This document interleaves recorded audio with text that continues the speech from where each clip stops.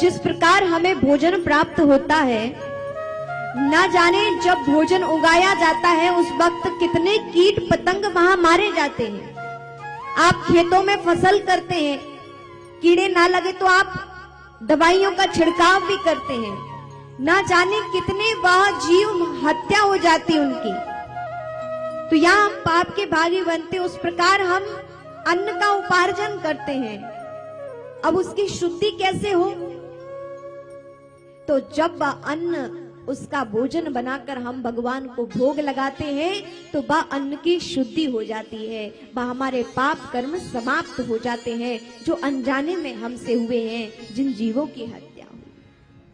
तो इस प्रकार हम प्रत्येक दिन भगवान को जब भोग लगाते हैं तो अन्न की शुद्धि होती जाती है, और जो हम भगवान को प्रदान करते हैं वह अनंत गुना होकर हमें प्राप्त होता है। हम अन्न धन भंडार से परिपूर्ण होते हैं। और जब हम भगवान को धन समर्पित करते हैं तो क्या होता है?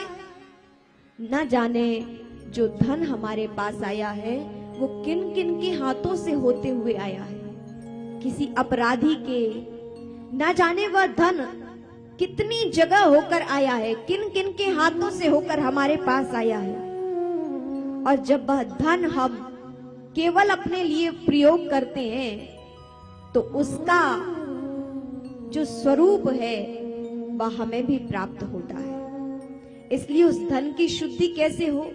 कई बार कुमार्ग पर चलकर भी लोग धन को प्राप्त करते हैं, और वो कुमार्ग से प्राप्त किया धन ना जाने कितने के हाथों से होता हुआ हमारे पास आया है।